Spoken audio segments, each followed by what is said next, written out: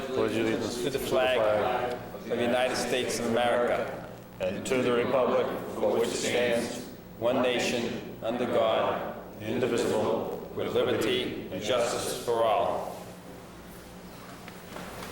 There are two items we have here to discuss tonight. The first one is to accept the legislation put forth by the state. Tony, do you have that legislation? Yes, I do. Joanne can read it.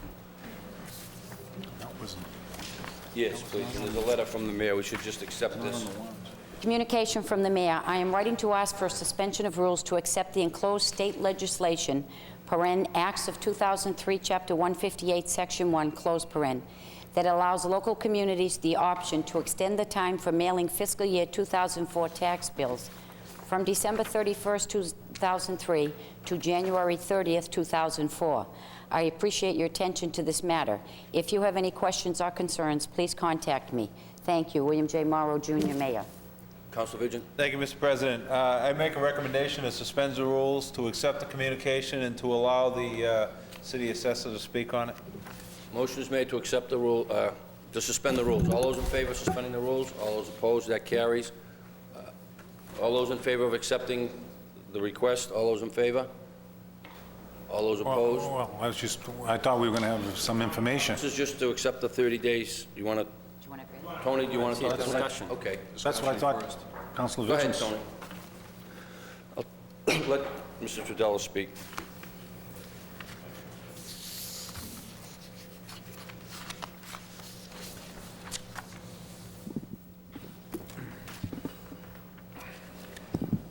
Thank you.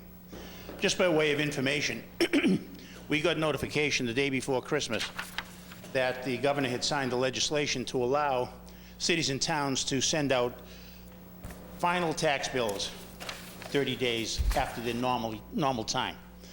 The reason for the legislation was that there are a lot of issues within a lot of the communities of the Commonwealth that required everybody to juggle things around the last moment, and it apparently was very difficult for them to get the bills out by the January 1st deadline. So this is nothing unique to us. This is something they did for the entire state. And we got notification on an IGR, as it's called, this morning when we came in on our emails. The issue here is, though, that it's not an automatic.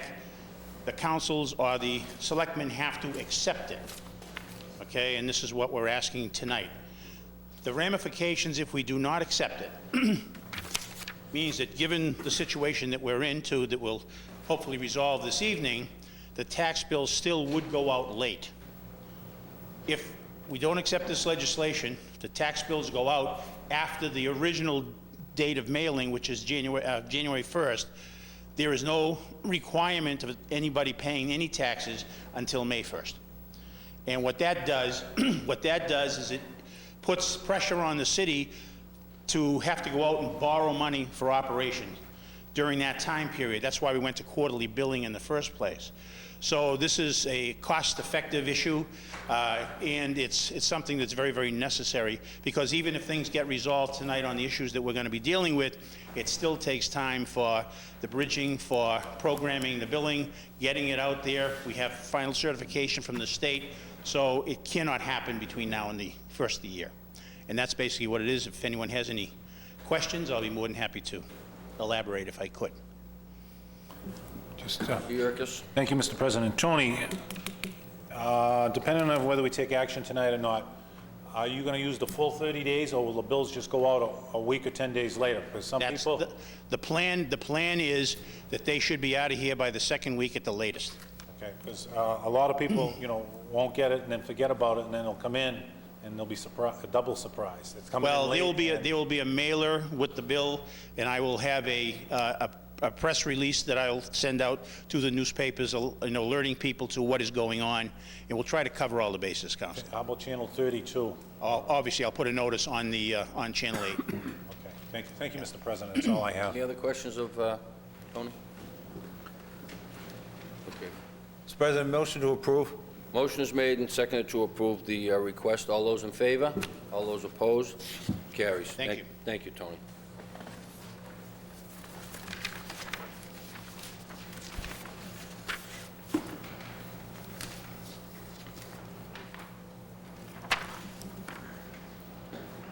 Communication from the mayor. I am sending you my recommendation to fund the health insurance deficit. These transfers move funds from the MWRA compensation account and the fiscal year '04 city and school health insurance budget accounts into the stabilization fund. The final recommendation applies money from the stabilization fund to cover the health insurance deficit. Thank you, William J. Morrow, Jr., Mayor. Okay. This is the purpose of the meeting this evening, and at this point, I would, Yeah, Mr. President, yeah, go ahead, Mike. motion to have the mayor, comptroller, assessor, and auditor come before the council and suspend the rules to allow them to speak to discuss the health fund deficit. Thank you. Motion is made and seconded to suspend the rules. All those in favor? All those opposed? Carries. Motion is made to allow the gentleman to speak. All those in favor? All those opposed? Carries. Why don't you gentlemen sit up here, and it'll be easier for the councilors to... And lady. And ladies. And lady.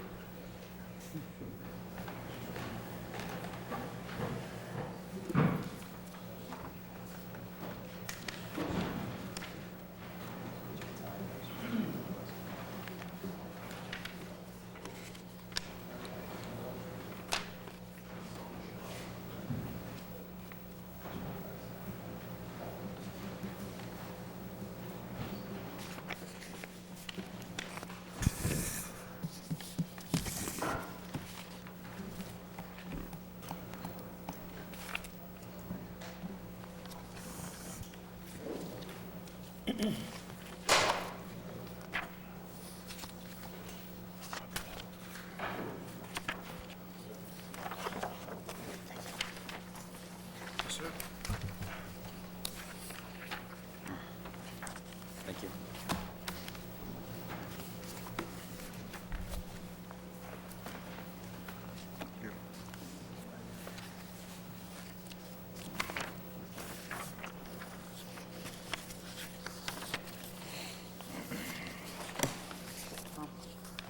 So do you have another one? Do you have a copy of the final transfers?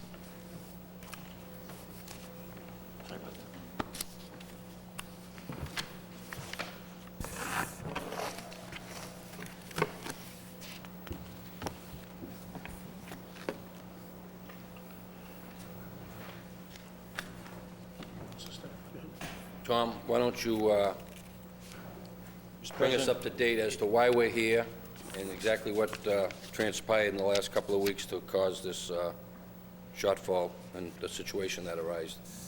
President, if I may start. Yes, go ahead, Bill. Just a little background and why we're here this evening.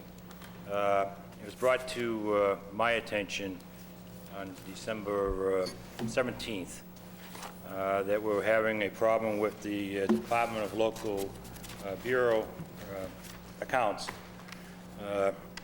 that they were not going to accept our recap sheet that was presented to them after we had our vote on December 1st for classification. Just a little background. As you know, on the health insurance deficit, we have been making you aware that we have been in deficit for some period of time. It's been brought to your attention during the budget process.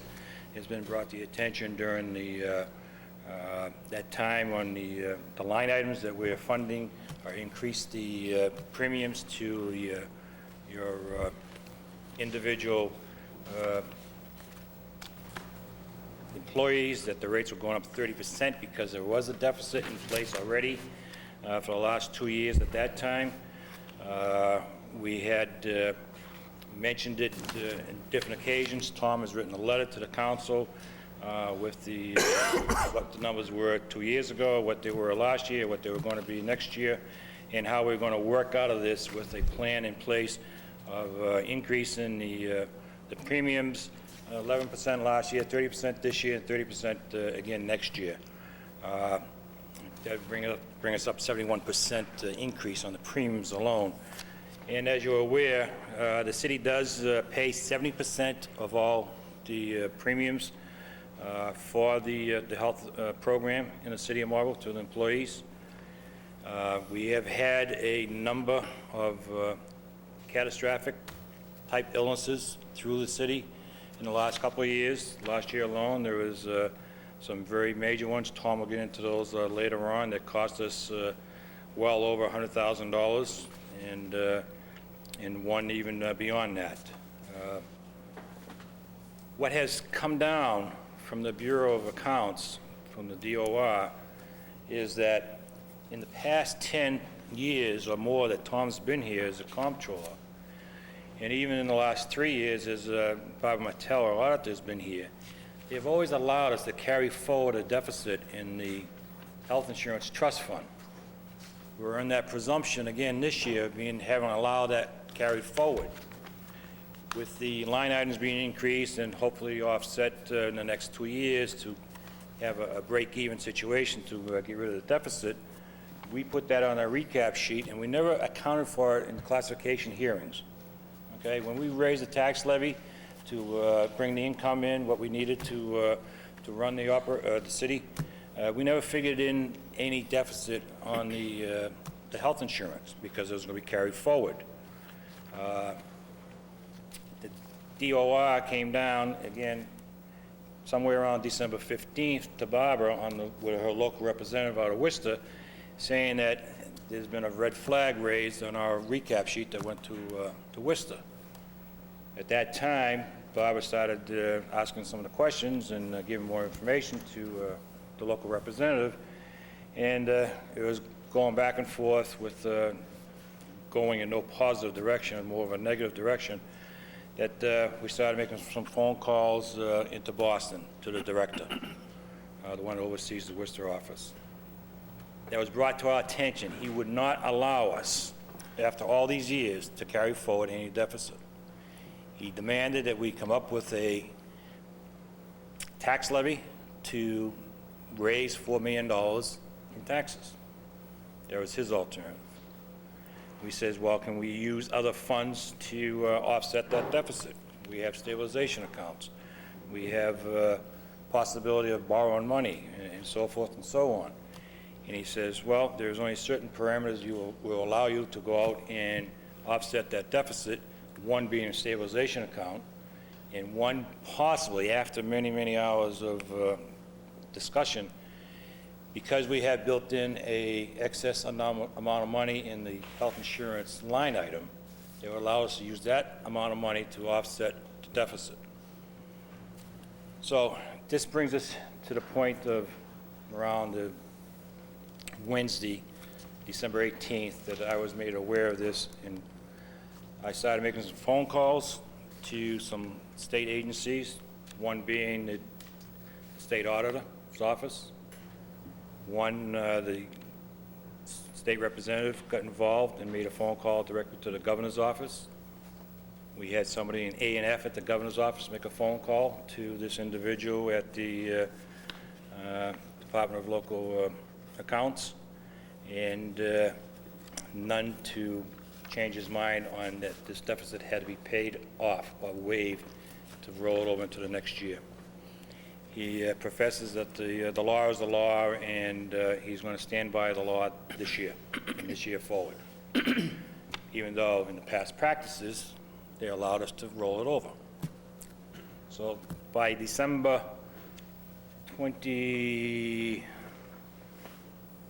24th, I think it was, the day before Christmas, we got the last message from the individual in the state that well, it wasn't the last thing.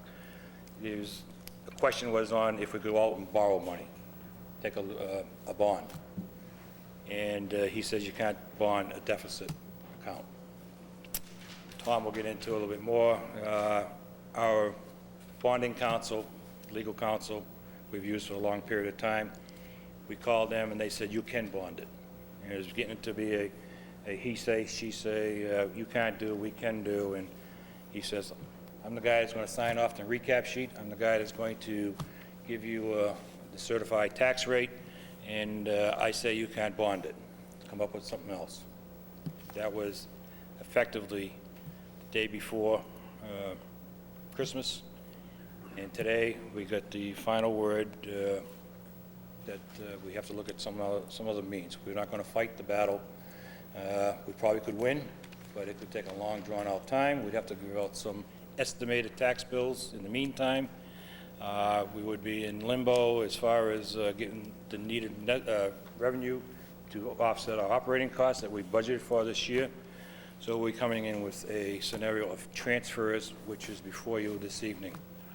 I have to say, I'm not blaming any one of these individuals. I'm not blaming myself. I'm not blaming you individuals out there. There's nobody in this city that is at blame for what's happening to us in this issue. I'm blaming and I'm saying outright, the state had set a precedent allowing us to roll over those funds, the deficit funding, for a number of years. And all of a sudden, in the 11th hour, after we set our tax rate, our tax classification, they come back and say, go raise the levy. Go raise the people, hit the people for $4 million more in taxes. We say we're not going to do that. We don't want to do it. It's not fair to the people. It's not fair to the city to have that put upon us and say that that's the way we're going to do it. We're coming up with a different alternative. Hopefully it's going to save, and it will save the taxpayers any more money in taxes, and yet we're going to come down and offset this deficit and come back within our free cash in March or April of this year to replenish the funds we're using this evening. So with that, I just want to turn it over to Tom and go into some of your scenarios that we've hashed over for the last week and a half, and the best proposal we've come up with is the one that's before you this evening. The mayor actually said a lot that I was going to say, and he did it very well. What I'd like to do is take you through some scenarios, if you'd like, or we can go to how we got here, as far as financial spreadsheets and so forth. President, I think if you go through the scenarios and explain the situations, then we can ask questions of the people. I think that would be the best route to go. Okay, that's fine. If you turn the page to page 2, the first scenario we took a look at was adding the $4 million to the tax levy. If you take a look at it, the levy would increase from $64.4 million to $68.4 million. I put in each one of these scenarios impact statements and pros and cons. And the impact statement would be increase the tax rate by 80 cents for residential, $1.49 for commercial and industrial. The increase is in addition to what was already approved by this council. An example, we used an average house when we were down here before talking about setting the taxes. The average house in Marlboro is $288,000. If we were to add the $4 million to the tax levy, then you can see down below we did an example out with what the tax bills would look like. In FY03, that person paid $32.24. In FY04, without the house trust deficit, it would be $33.82. In FY04, with the health trust deficit, it would be $35.91. You can see the difference that I've calculated on the other side. Actually, Tony calculated these for me. Is $157 increase without the health trust deficit, and it would be $367 with the health trust deficit. The pros of this would be that free cash. What happens with the state is they reduce our free cash by the health deficit. So if we reported a deficit of $4 million, they reduce our free cash by $4 million. Free cash would increase by approximately $4 million. We don't want to say $4 million, but approximately by $4 million by using the scenario. The deficit would not be part of the next year's tax levy, which means that next year this would not be on the tax levy, so it could actually have an effect of having the tax levy go down next year. Stabilization funds would remain unchanged. We wouldn't touch those. The city would recover the deficit of the trust fund over 2 years. One thing people should understand is we're still going to continue on the path of having the trust pay back to the city over 2 years the actual amount that the city loans the trust, and I call it a loan tonight. The cons is the tax rate will increase. Obviously, everybody understands that. You know, it's one of the major increases. If you turn the page to page 3, it's another one of the scenarios we took a look at, and this uses a combination of stabilization funds and a combination of putting it on the tax levy. It's a little complicated, so you'll have to follow with me. The deficit we could is reduced. What we got the DOR Boston to agree to is we can reduce the deficit by a number of insurance payments that we received, reinsurance payments that we received in FY04, and we get as long as they were part of the FY03 claims amount. So we reduced the amount outstanding to $4 million. What we do is we transfer surplus from budgetary accounts. And the surplus from budgetary accounts is made up of the 30% we increased the rates this year. This year we increased all the rates 30%. That's 30% allowed us to throw a surplus in the health insurance trust for this year of $1.2 million. We are proposing to use that $1.2 million and transfer it into the stabilization account, which will eventually be transferred into use for the deficit.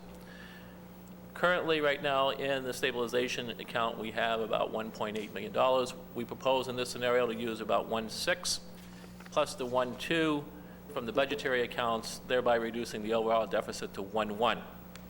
And we propose to raise the taxes of $1,145,000 instead of the $4 million. The impact to that, stabilization fund is used. The tax rate increases approximately 20 cents for residential and 37 cents for commercial and industrial. You can see the tax rates dropping. Upon certification of free cash, any shortfalls in the budgetary accounts would have to be made up. It would be advisable to replenish the stabilization accounts, and a tax rate increase is fair both to the residential and commercial if there is to be a tax increase. Again, we use the example of the average house of $288,000, and you can see if you just drop over to all the way to the right side, you'll see that it's a $157 increase without the health and trust and $217 on the average home with. The pro is a smaller tax increase, and the city would recover funds used at the end of FY05. Cons is we use all available funds, and the use is FY 2004 free cash to replenish funds used. There's some transfers. If you go to page 4, it says borrow the deficit.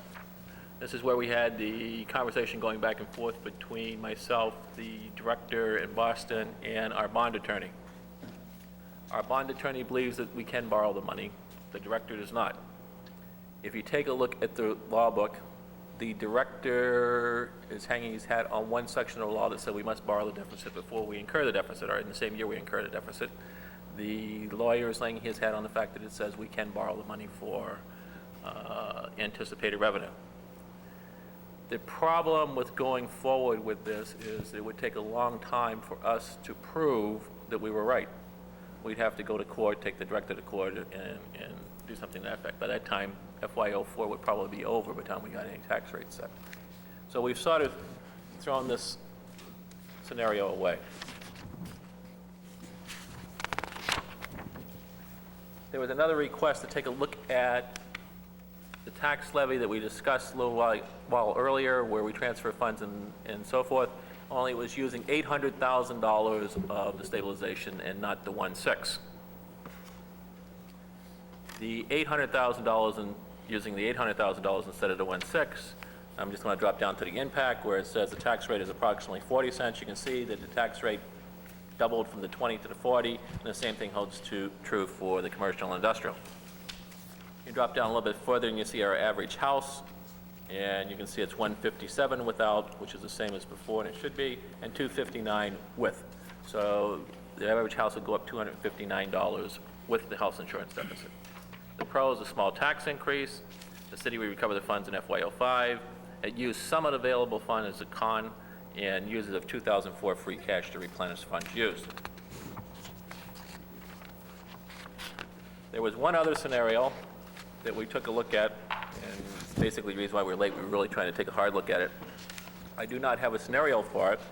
I can talk to it, and I will, but it basically uses stabilization funds, the extra funds we have left over in the health insurance trust, and some funds that we have in the MWRA mitigation accounts.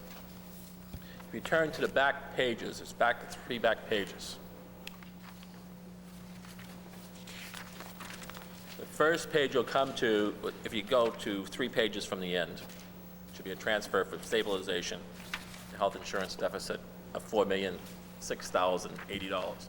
That's what the deficit is.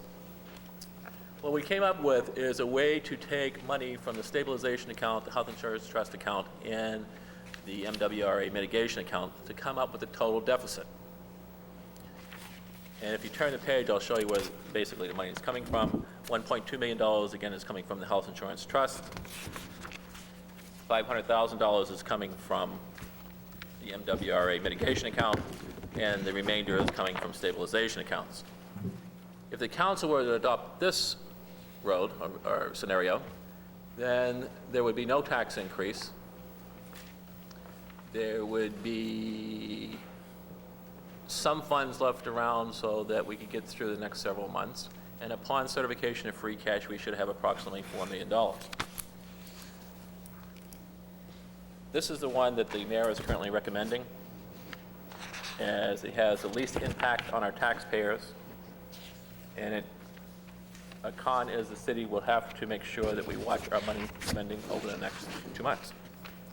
However, there is money available in case of emergencies. So with that, I guess I'll entertain any questions anybody has.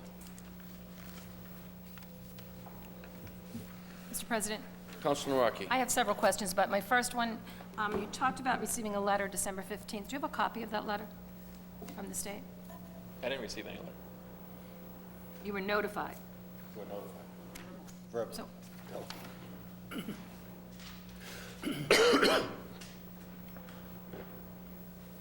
well, can you tell us about that conversation? Barbara Ken, I didn't get the call. I received a phone call from our Worcester office representative. She asked me for some information on the health insurance deficit. She said that Boston wanted to know what the deficit was as of today, as of that date. I gave her that information, and she called me back and said that Boston was going to require us to raise that money on the tax recap sheet. And did she tell you that on December 15th? Yes. Okay, thank you. We had a meeting December 15th, do we not? Thank you. I have other questions, but I let our finance people go first. Mike. Councilor Rossi. Thank you, Mr. President. I guess to start, when I got the phone call from the mayor last week informing me of the deficit problem, my first reaction was to, Tom, how could this possibly happen? We think we do a pretty good job monitoring the books. Why are we in this predicament? Tom explained that past practice was that the state did not require us to zero balance this deficit.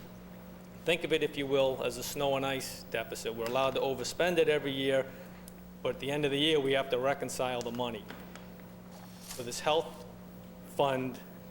trust fund, we do not have that luxury. And how it's made up is the health fund board sets rates to try to recover it. And that's why the city employee health rates have gone up 11% last year, 30% this year, and 30% next year, basically to make up this $4 million deficit. The state turns around and says, well, we're not going to let you do, well, they don't care if we raise rates to cover that deficit. They want us to zero out the books today.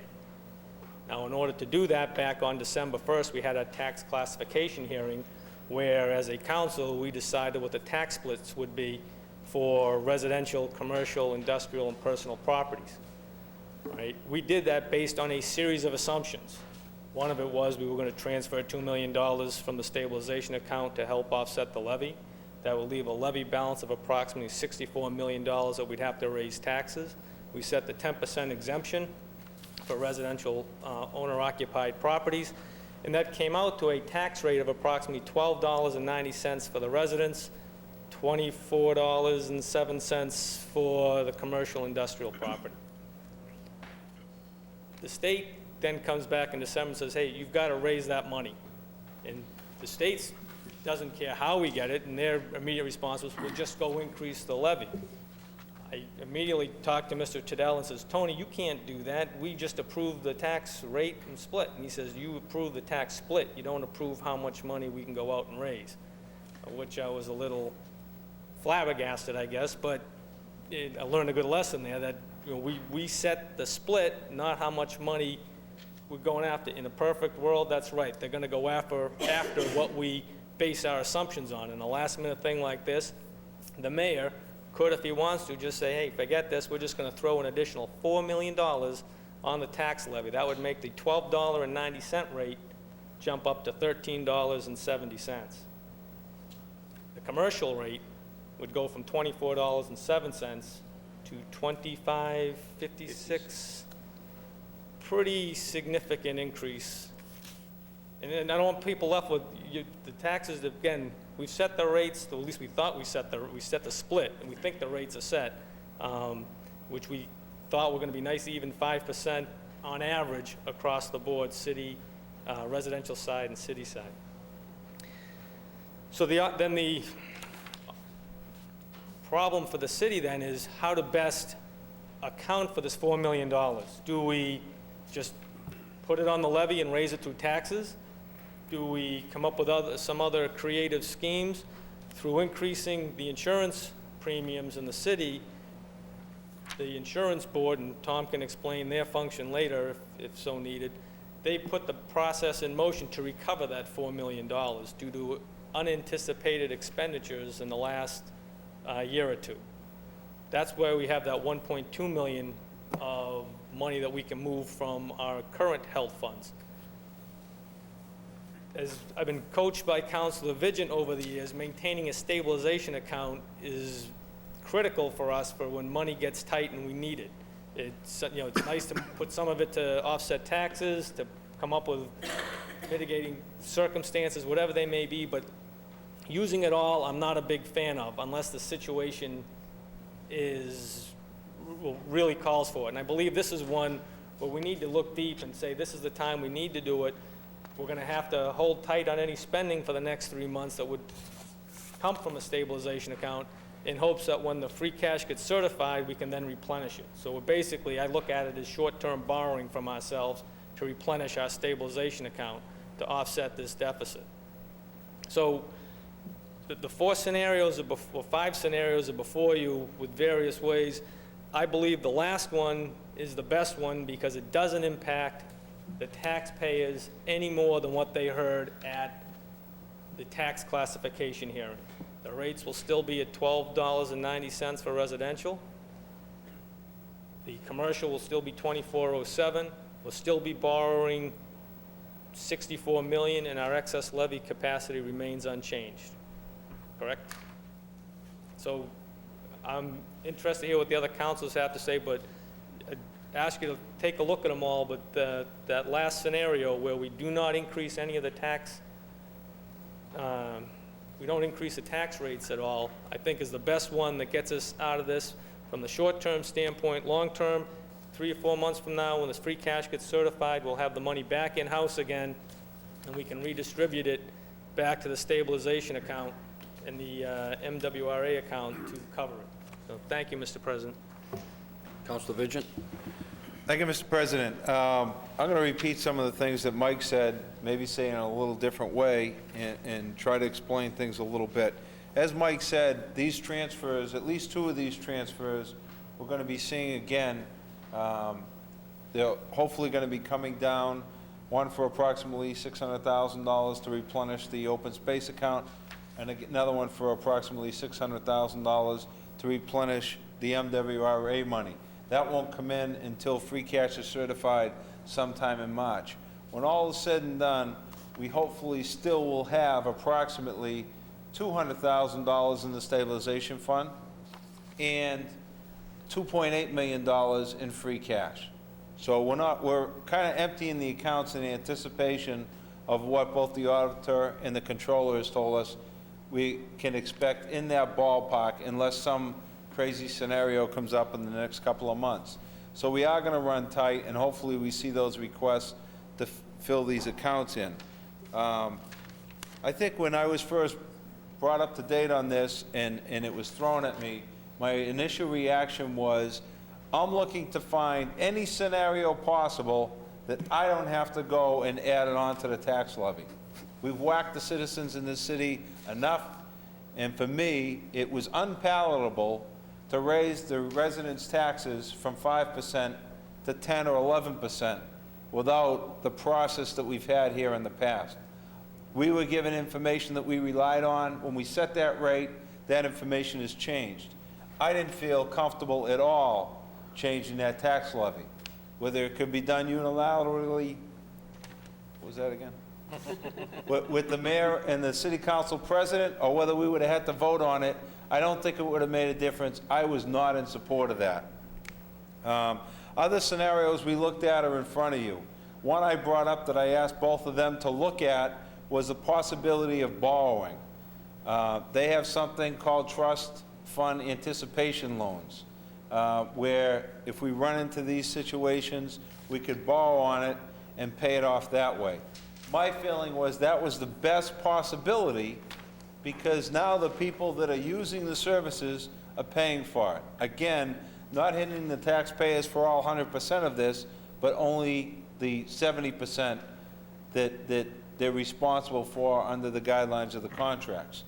And making people like myself that are on the plan pay the balance that's due. I think it is a good deal, even though these sound like big numbers as far as a 30% increase. You have to remember a 30% increase is approximately $60. So it's not like on a 100% policy where we're paying $1,000, the increase of 30% would be $300. The employees of the community have to pick up some of this tab. Insurance rates are out of sight, and we all have to share in this. I believe in one of the conversations in one of the several meetings we've had, I was told that the director down there stated he's never signed off on a deficit account. Well, the last 3 years, we've had a deficit. In the last 3 years, I had that same director, a director of accounts, signing our free cash. So I don't know if he overlooked it or just decided midstream to change policy, but that's why we're here today. This deficit has always been accounted for. It's not something that's just popped up and we never had it on the books before. It's always been accounted for on our recap sheet. They changed the rules midstream. The white shirts down in Boston get on their high horse and change it, and they have no idea what the effects to the communities out there is going to be. These are problems that we've all been facing time after time, and you know, whether we're talking about school issues or tax issues, they can't change the rules in the middle of the game. When they tell us something, we have to rely on that, and we have to go and make our decisions based on that. And as long as they change these rules like this, we can't continue making decisions relying on their information. I'm in support of making the transfers in the last scenario and replenishing those the first of the year. Again, this isn't very palatable, but I think the rules have been changed on us, and we're going to have to deal with it. Thank you, Mr. President. Councilor Yerkes? Thank you, Mr. President. As I see it, there's two issues. One is the issue, how did it happen, the reasons why, and how we're going to fund it. So I'd like to get back to the first issue. I disagree with the mayor by saying there's no one to blame. I'll paraphrase John Kennedy. He said, defeat's an orphan, success has got 1,000 fathers. It's not for us here tonight who made the mistake. The public, no matter which way, will assess blame, rightfully, wrongfully, whether it's the council or the executive part. But a mistake has been made, and we have to figure out on what to do with it. And I'll tell you, when Councilor Vidgen called me about this over the weekend, I was stunned. Now, I know the state has got miles and miles of rules and regulations, so I guess my first question to you, Tom, is when you got the verbal waiver, did you ever request it in writing because you knew it went against their policy? No, Councilor, no. This was happening before I came. When I came in here, the city had a $900,000 deficit. Not arguing that. Hang on. So there was no reason for me to question it. None. Okay. My next question, I guess, is that one of the proposals is to take money out of two line items in the health in the city. Now, those are in a bank account earning interest, correct? They're in a bank account earning interest, Right. correct? So if we borrow from that, those accounts will lose interest. You know, and I don't know what the interest on $750,000, $630,000 would be, but And we don't know when we're gonna pay this back, and what I'm getting at is... Let me- Let me finish my background for my question is, shouldn't we be paying back more than we're borrowing? Because these funds are required to pay certain things, and you may or may not have a surplus, but you're going on a certain rate. And now you're taking away, and you may not have that money if you had a catastrophic problem on those issues. Counselor, the $1.2 million we're proposing to take out is a projection on my part that is going to be there at the end of FY '04. Right. Okay, there is no money, I see what you're going at. There's no money sitting in the bank. Correct. This hasn't been paid yet. Okay.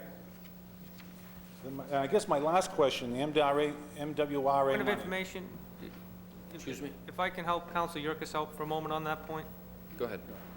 Counsel Yerkes, recognizing there's a deficit, last year, Tom, you got to explain the board to me, because I'm still a little uneasy on how this board works, but they set up the rates for health insurance to offset this deficit. That's why Tom can say he feels pretty confident at the end of this year, based on their current numbers, they should have excess capacity in these accounts to cover that deficit. But that money comes in on a weekly or a monthly basis, correct? No, it doesn't come in a fell swoop at the end of the year. It comes in on a weekly basis. Right. That was my point, Counsel, okay? But when you have a $4 million deficit, you have nothing in the bank. Correct. I guess my last question is the MWRA money was grant money for the MWRA for very specific purposes. Has this been cleared by legal that we can borrow this money? The money that we're talking about is money, it's called compensation money, it's at the discretion of the mayor. I didn't hear that, It's at Tom. the discretion of the mayor. The request of the mayor?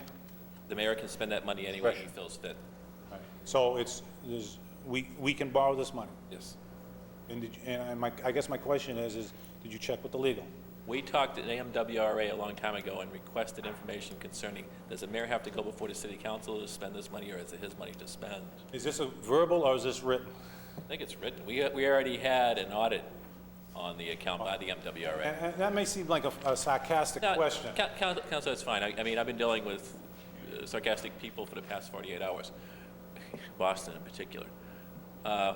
What I'm saying to you is we've already gotten legal ruling. We've already gone to the MWRA. The mayor has the authority to spend it, and the city accountant auditor can speak to more to it.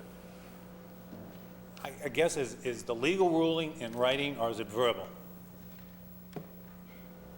We have a copy of the legal agreement that was originally signed as part of this mitigation money that stipulates that this is just compensation for the MWRA doing their project, and it goes to the city to be used at the discretion of the mayor, and that is a written document. Okay. And I have it in my office. And once again, I guess Mr. Golden didn't write down saying that we can't use this money, our legal representation. Not that I know. Okay, that's what I'm asking at. We took verbals and we got into a problem because whether the state changed their policy or not, who knows, or they're going by the letter of the law. And nothing was in writing, and once again, we're asking to take a verbal, and that guy goes out of office or whatever, and someone else changes it. I like to have a piece of paper by someone with a stamp on it saying that we can do things, especially after this issue. Thank you, Mr. President. Thank you. Council, clarification again on that compensation account is not earmarked for any one particular project or issue. It's just a blank check, well, $750,000 check originally, that was given to the city to use at their own discretion, the mayor's discretion at the time, okay? So we don't need any, no, you want legal advice or not legal advice. It's the mayor's discretion. I'm asking for a transfer to be brought into stabilization. And I'm not arguing that, No, that you have the right, but we got into this The auditor- problem the by auditor has taking it. verbals. It's not a verbal, it's a written. That's I'm asking, and I'm not a Philadelphia lawyer. And the only other thing I'll say, Mr. President, I go along with the fifth scenario. I'm not going to vote to raise the tax rate, because once the tax burden is increased for the taxpayers, and you'll find out that, sure as apples as anything else, that, you know, you're not going to drop that tax rate, because now that money that if you raise can be used for other things in the upcoming year, and there are always good things to be used for. So I don't think that burden should be put on forever onto the taxpayers. Thank you, Mr. President. Councilor Toll? Mr. President, yes, following up on Councilor Yerkes's point about having a paper trail, having something we could look back on in writing, if we were to approve these various transfers from stabilization account, MWRA account, open space account, could they be made subject in our votes tonight to the replenishing of these funds after the first of the year? Is there some way to make that? I think a sensible agreement for the people that are here taking the vote, hopefully they'll realize that this is a temporary situation, and we've discussed it a bit, but Mr. President, if I might, if no votes are taken next year, if we just say, we're leaving things the way they are, we're not taking any additional votes, all that means is the money that was set aside, it was earmarked for committed open space purchases, things like the Mellow Lane and issues like that, that we've already signed contracts for. Those now will have to be included in the budget. The money won't be earmarked there, it will have to be a budgetary item, because we still have to pay for them. But what we've done is planned in advance, put the money aside saying, this is for those purchases we're obligated to make. We're using that money temporarily. If we decide not to put it back, we can do that, but now we'll have to increase the budgets by that amount. The second line item, the mayor's discretionary account, again, we're not obligated to pay that back. I've agreed that I'm going to support the transfer to transfer that back. We're in a situation and we're making decisions based on what we have in front of us. We're trying to make a good deal out of what we have, or a better deal out of what we have. But I've agreed to support those two transfers. If we decide not to transfer anything, now there's no discretionary money in the mayor's account. We have to fund those open space accounts through the budget process, and we have $4 million of free cash sitting in the account if we do nothing.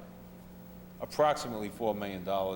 Could be up and down depending on what happens over the next year.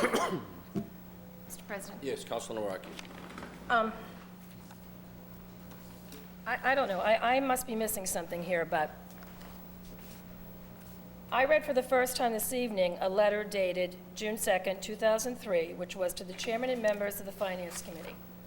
And in it, it describes this whole scenario. I have never seen this before tonight. Now, I know the mayor says this has been mentioned, and we got to pay attention, but I don't think we would mention a $4 million deficit. I think we'd discuss it, refer it to committee, debate it, try to remedy it. So, and on this particular piece of correspondence, in the corner, it states that this particular document was not reviewed by the Finance Committee that evening. However, it was going to be updated and reviewed in October of '03. Mr. Abel was going to come before the Finance Committee and review this. I don't think that ever happened, did it? That's not what the letter says. The letter says... No, not the letter. No, in the corner, what it says is we have a health insurance trust committee that meets every quarter. And in October, we met. And that's what that says. The group was meeting. It has nothing to do with the finance committee. I'm misreading what's on the note. All right, well, in this, it states that in fiscal year 2000, there was a deficit of $109,019. Fiscal year '01, the deficit was $332,378. And in fiscal year '03, we started with a deficit of $2,323,486, and we anticipate a deficit of $3.5 to $4 million. Now, if I understand this correctly, when I read the next paragraph, you discuss the 11% increase in premiums. Now, with that 11% increase in premiums, last year, which is year what, '02? '03? What year are you talking? We increased the premiums 30% in '03. We increased the premiums in '02 11%. Okay, and how much money did that generate toward paying off this deficit? I don't know off the top of my head. Now, we can go through and see where the deficits are, because I have spreadsheets for '03. Was it applied to the deficit? It didn't generate enough money, obviously, to pay off the deficit. Not paid off, but was it applied to the deficit? It did not generate enough money to take us out of any deficit. If there was a deficit there, it would have been applied there. It would not have been going anywhere else. So in other words, if we have a bill of $3 million, $4 million, and we generate $1 million from this particular action, we don't take that million and reduce it to 3, that 4 million, reduce it to 3, you're just telling me we didn't pay it off, so that money went someplace else? Didn't go anyplace else. It stays with the health insurance trust. What happens when you increase rates, what happens is the individuals get increased and the city's appropriation gets increased. Okay. So when we increase the rate, If you take a look at the appropriation, we always transfer and match the appropriation according to the 70-30 split. okay. Simplify it for me, Tom, because I'm probably like a lot of people watching. Simple when it comes to this. Now, the 11% increase and the 30% increase generated how much money? Off the top of my head, I don't know what the 11% generated. I can tell you that the 30% is going to generate $1.2 million above what we anticipate the expenditures to be, and it's in a spreadsheet in there. If you need to know what the 11% generated, I have to go back and calculate what happened in FY02. Was it your expectation that this increase would pay off the deficit? No, it says in there that No. the deficit will not be paid off into FY05. Okay. Then I just have to ask,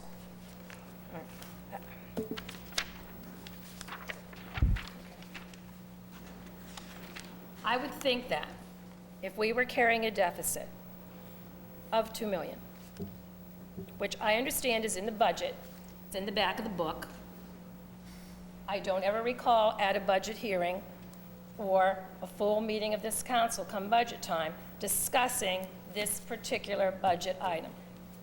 Does anybody else? Excuse me, discussing this deficit. On an annual basis that I've been involved, I've asked Tom for an update of the unemployment funds, workers' comp funds, and the health insurance funds. And I've looked back in the packets, in the times that I could find documentation they've been requested, he's provided me the letter. We've discussed them, him and I, a couple of times. I have the letter from May 27, 2002, that went to the committee that said, we have a deficit of, where is it? The deficit started, but what he does is he goes through the proposal and says, I've increased the rates by 3%. I believe that the above action should allow the health insurance trust fund to operate without a deficit. So in anticipation, we receive this and say, okay, we see how it's going to be paid off. There's a plan in place to pay this off. My feeling is we did lousy calculations for the period after this. Lousy calculations. We didn't go up fast enough. The city should have been going up years ago instead of just whacking them in 1 year at the 37%. I think we didn't go up fast enough.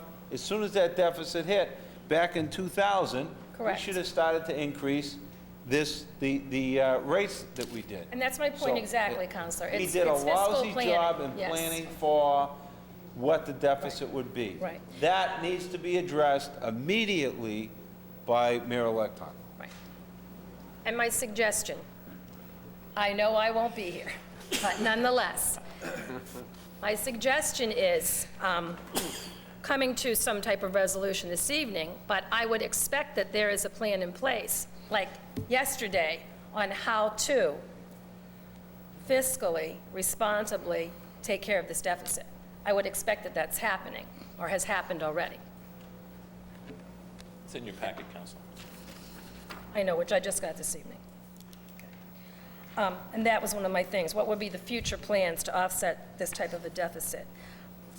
That being my point, Councilor Vidgen, is when you see the amount of money in front of you as a deficit, it does require an awful lot of pre-planning. And with health insurance and health care in the headlines on a daily basis, I would expect that kind of planning to happen, not only in cities and towns, but in businesses and corporations, no matter where there are health insurance plans. So that's disappointing. It's just disappointing because when I got the phone call that there was another meeting, and then I was told why, I was totally shocked. And I'll tell you, frustrated and very disappointed that this would happen. And I would have hoped that if we had the information on December 15th and we had a meeting, we could have discussed it, at least discussed it at that time. Because, you know, we need to be upfront and communicate. And I feel there was definitely a lack of communication as far as this particular issue is concerned. And I, too, would support the recommendation of the mayor, because I would not want to see this particular $4 million put on the burden of the taxpayers in this city. Thank you. Thank you, Council. Councilor Pope. Thank you, Mr. President. I agree with Councilor Nawrocki. Many times we come into meetings at night and there's papers on our desk and there's suspension of the rules because something just came in. I am extremely disappointed that we were notified on December 15th and we met that evening and nobody breathed a word of this to us. I happened to find this out coming into City Hall Wednesday morning, just passing Councilor Hunt in the hallway. He told me about it. This is a huge problem. $4 million, I get the feeling, is being treated like 25 cents. Someone on the finance team said to me, well, you know, our taxes are low, we'll just raise the taxes on the residents for 1 year, and then we can say we decrease the taxes. Well, first of all, that's semantics. And secondly, many of our residents just barely are making it now. We can no way add to their... We sat here in good faith and debated the budget. We took a lot of heat over layoffs that happened because we didn't use the stabilization fund. Well, friends, thank heavens we didn't, because we would be in quite a predicament right now, and we'd be looking at $4 million on the tax rate. So that stabilization fund is truly what it said. It's a rainy day account that we need to use now. I'm very disappointed. I hear all kinds of reasons on why this happened. We really should have been given a heads up on this. I heard tonight that this trust has been in deficit for 10 years since you've been here, Tom. Right in your letter here, it says the deficit of the House Trust has been 5 of the past 11 years. So that's not 10 years, that's 5 of the past 11. So it hasn't been in a deficit every single year. We have so many things, I'm just so extremely disappointed that this would be thrown at us right before the end of the year. Where is our state representative? Where is our senator? Why aren't they helping us with this? Why aren't they petitioning the legislature on our behalf, saying this is unfair? Councilor Vidgen has letters in his possession in years past that they have certified our free cash while we've had this deficit. They've told you folks that they don't do that. Well, we can prove that they do. I agree, we don't have time to fight this now. But maybe 2 weeks would have made a difference if we had been upfront with each other. I don't know what, I'm very, very disappointed in all of this. I do wholeheartedly support scenario 5 because I do not believe that we should tax the residents 1 penny of this. Thank you. Councilor Page. Yeah, I thought I could quietly fade away into the woodwork here, but obviously this is not going to happen. You keep calling me back. My main question is how could we have been running a deficit all of these years without having something in writing from the state that they couldn't just arbitrarily turn around and pull back? You know, if you haven't got it in writing, you haven't got it. I mean, that's, any lawyer will tell you that. You just haven't got it. And it doesn't seem like we had it. Also, I have another question that concerns being self-insured. I'm not sure everybody understands what it means when we say the city is self-insured. And yet we get our coverage through Tufts. Thanks. If I could get an answer, that would be good. What's your question? Well, the question would be how we managed to do this without having something from the state other than just a verbal, well, yeah, it's okay if you run a deficit. You know, that's not a very good way to do business. I guess, Councilor, since it was being done all those years, no one thought about going back and asking for something in writing. I mean, I can't answer that because one of the conversations we had at the finance team was that anytime we do any business with the state from now on, we're getting everything in writing. We didn't do it, we didn't do it. I can't Okay, as far as us being self-insured, what it is we pay Tufts to manage our health plan. They go out and they negotiate with the doctors and with the hospitals on the fees that they charge. We hook on to them, and we utilize their services for that reason. We pay all the bills. So if you go to a doctor, we get the bill here. If you go out and fill a prescription, you pay $3 or $6 depending on what drug you're filling, and we pay the difference. But the doctor bills Tufts, is that correct? Doctor bills Tufts, Tufts bills us. Okay. Got it. Thank you. Councilor Clancy? Thank you, Mr. President. My question is that are we the only city in town that are having this problem right now when certifying the tax rate? No. So in other words, there are other cities and towns out there right now at critical mass. Critical mass, Mike. So other people are going to be scrambling around this week? They are. And it's all because of this one person in Boston that's causing this whole scenario? It's because, yes, Who? Who's he's this? the Director of Bureau of Accounts. Director of Bureau of Accounts. So he has all the authority to basically say, I'm going to impose all the laws that direct me. He has the authority to not certify the tax rate. We wait for one person to do this. That's correct. One person that does this. That's correct, Counselor, and I tell you that we have called everybody we could possibly think of to state our case that it was unfair that we were notified at this late date, that if people had notified us in the June or July timeframe or before that, we would have dealt with it in a reasonable manner within the tax rate and within the budget, but it was unfair at this time. The man is good at quoting the law of the state of Massachusetts, saying under Article 59 or 44 or whatever it happens to be, that this is the reason why I'm doing that, and that is the law. You know, I know a lot of various scenarios were brought up this evening, and of course, when Councilor Vigeant called me the other evening to tell me of the problem, I was absolutely flabbergasted by a $4 million deficit. We obviously figured that this 2.3 way back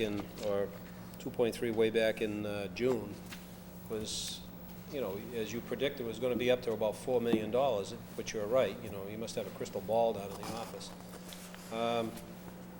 The only thing, I know that this was sent out to the members of the Finance Committee, but, this is almost like a red flag in the future that we all get this.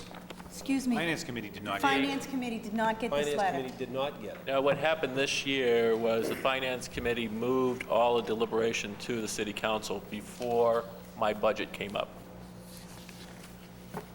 In past years, everybody's got a copy of that. The only counselor, I think, that received that was Counselor Hunt. So in the future, we will all get a copy of this. Promise? Absolutely. Cross your heart.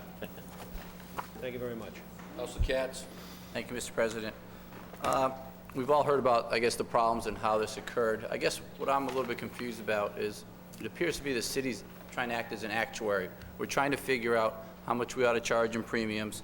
Can we cover catastrophic illnesses along the way?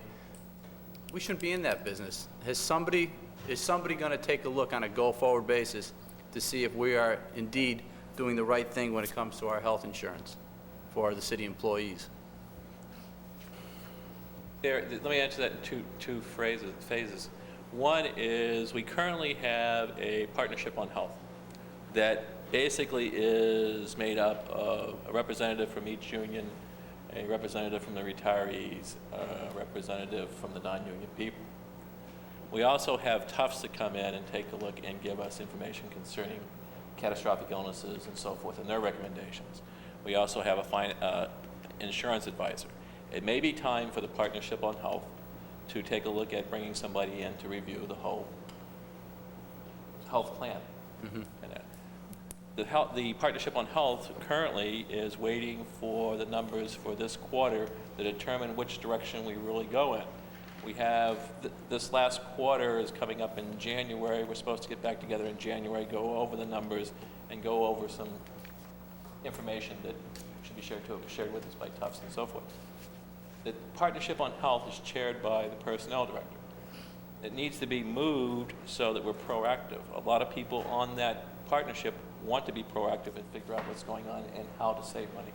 So it's prime, and it's time. Well, I'm glad, it sounds like you are going to review it, and I think that's the right step going forward. It's like the, you know, why are we renting out buildings in the cities and things of that nature? We're not real estate managers, we shouldn't be actuaries, and I appreciate the fact that it sounds like you're going to look at the health partnership. So I think that's a good thing. I also will be supporting number 5. I think, as everybody has clearly said, enough is enough of putting the tax burden on the residents. We told them what to expect, and I think that's a fair number, and I wouldn't be supporting anything more than what we've already told them. Thank you.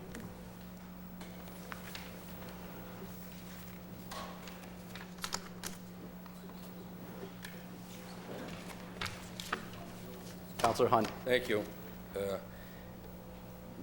There's no doubt that since December 15th, my stomach's been turning a little, the phone's been ringing, a lot of conversation has been had concerning this $4 million deficit, which I'm about to inherit in a backdoor type manner.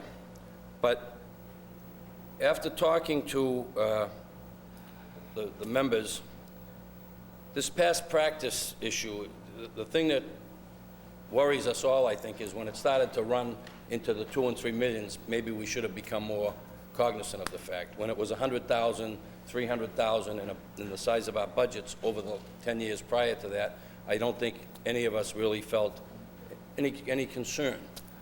But these numbers are certainly giving us a lot to be concerned with. We've spent a few days trying to figure out different scenarios that have been brought in this evening with the Finance Committee and the Mayor. And I think the one that was brought in is the best that we have to offer at this time. Hopefully next year the money will be restored to where we're taking it from, and hopefully that the $4 million free cash, that's about what the number will be. I certainly think that the board that Tom speaks of maybe should change a little bit with some different type members on it that are a little more inquisitive and a little more knowledgeable from the outside, not necessarily people from the union, people from the city. If we're going to stay self-insured, I think there's going to have to be a mechanism there that makes us a lot more aware, maybe on a monthly basis. I've been here for 20 years. This is the first time I've ever heard of this account. I have to make mention of it, that we're aware of it, but it never played a part in our budgets process until this evening. And it's too bad that it came down to this. Again, I look forward to getting this settled this evening so we can go forward with our tax bills, get the revenue. We didn't raise the taxes on the people. Hopefully the free cash will come back and we'll be able to replenish the funds that we took them out of.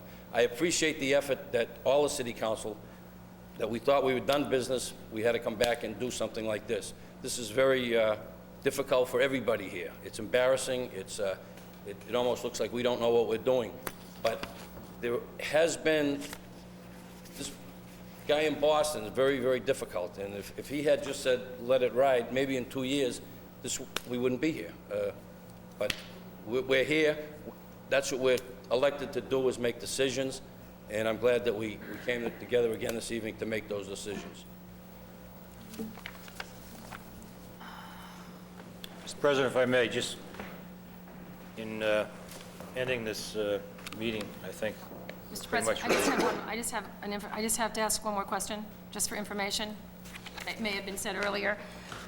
Supporting the fifth scenario, what we are doing then is we are going to deplete the MWRA account. Is that correct? No, it is not.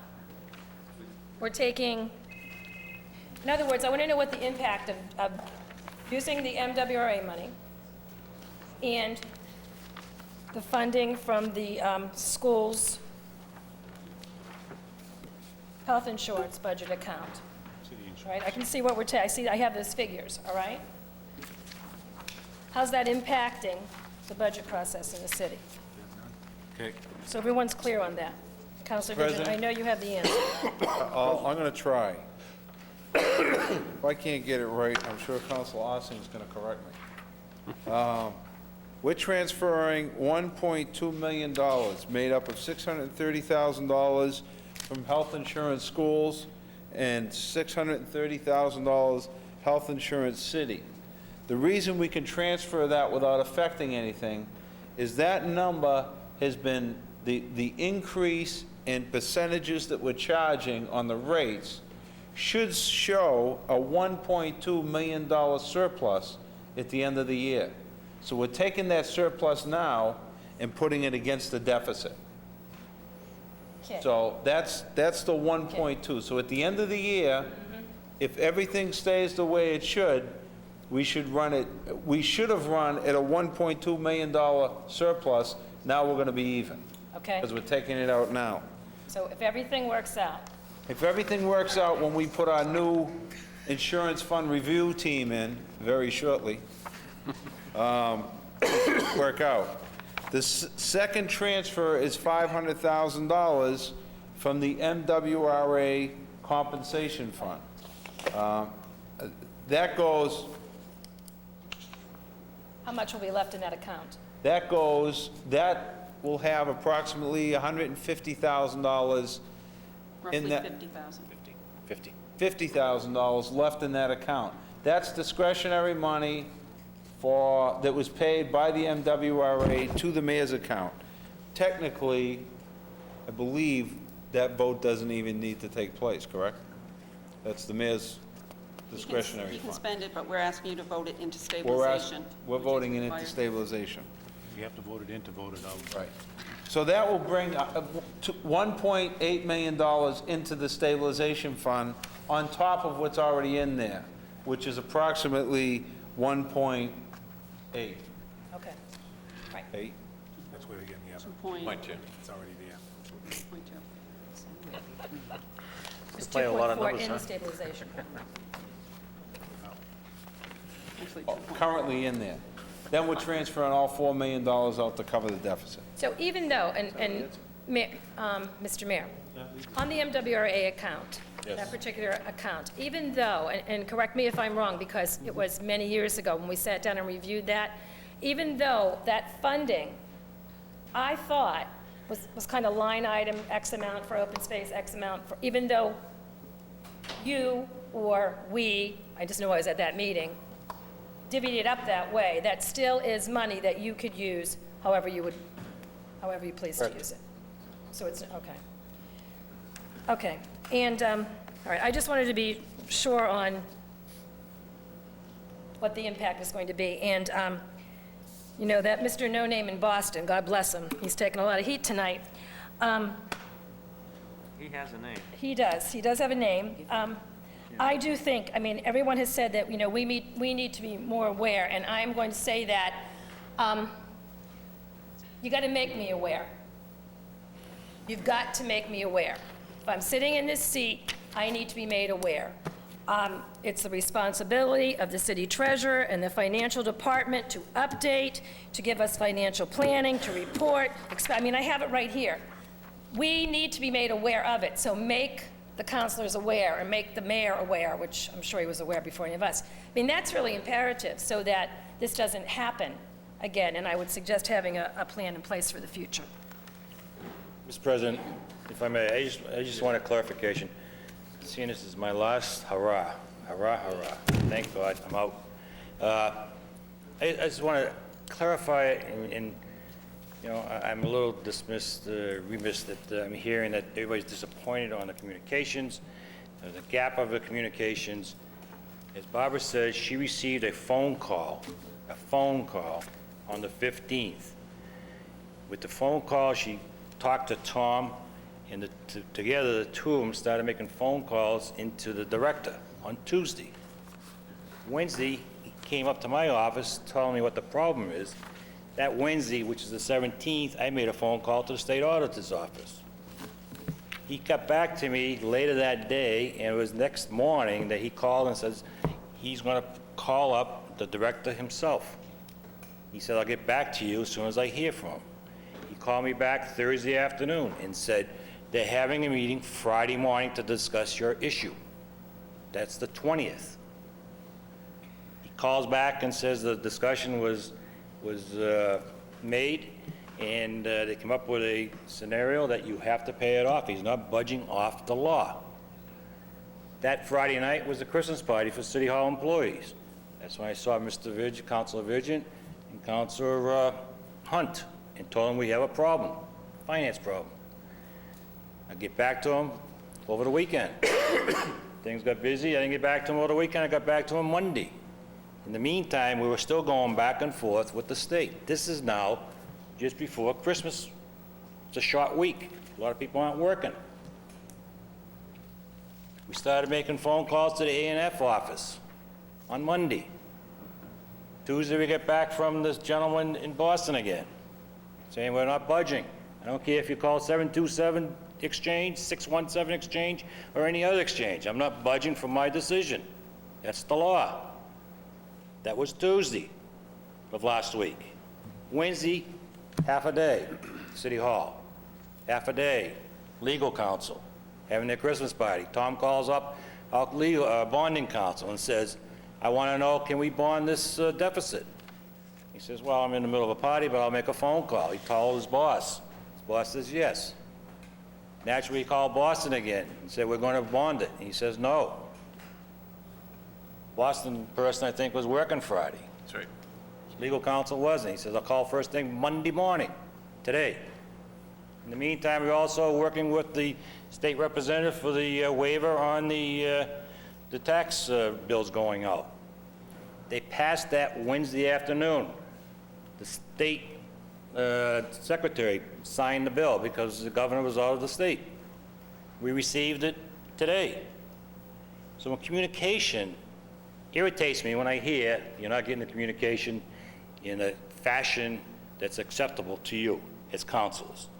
When we don't have accurate information to give you, I'm not going to call you and say, we have a $4 million deficit, I have no idea how we're going to pay it off. As a chief executive officer, as auditors, as comptrollers, treasurers, assessors, to get to every individual on the city council and say, we have a problem, we don't have a solution. I don't think that's the right way of doing business.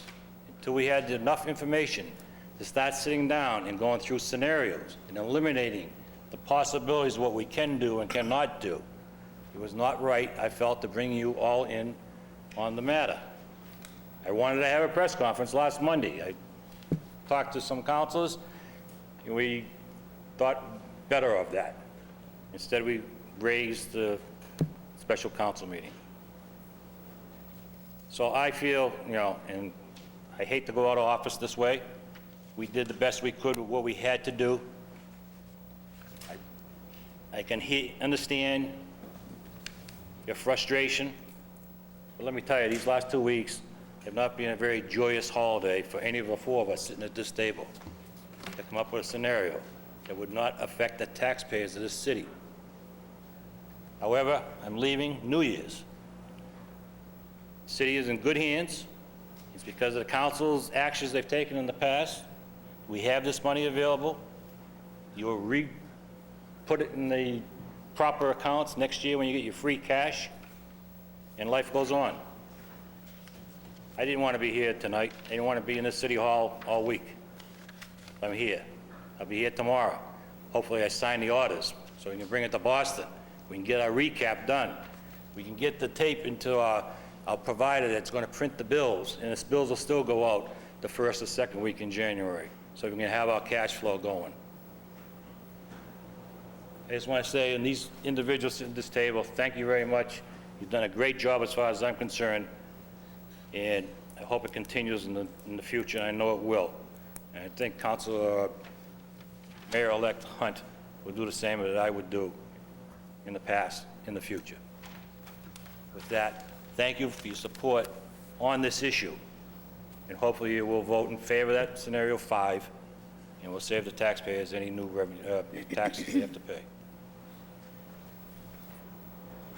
Thank you, Mr. Mayor. Are there any other questions concerning this issue? President, Councilor Vigil? Make a motion to transfer $500,000 from account 295-31201, 52050, MWRA compensation to stabilization fund. Motion's been made and seconded. All those in favor of that transfer? All those opposed? Thank you, Carries. Mr. President. Make a motion to approve, transfer $630,454 from 1310003, 51751, Health in Schools to stabilization, and a transfer of $630,453 from account 1198006, 51750, Health and City to stabilization, for a total of $1.260907. Motion has been made and seconded. All those in favor of that transfer? All those opposed? Carries. Make a motion to transfer $4,006,080 from stabilization 83600-11500, the health insurance deficit. Motion's been made and seconded on that transfer. All those in favor? All those opposed? Carries. Motion to adjourn, Mr. President. Motion is made and seconded to adjourn. All those in favor? All those opposed? Carries.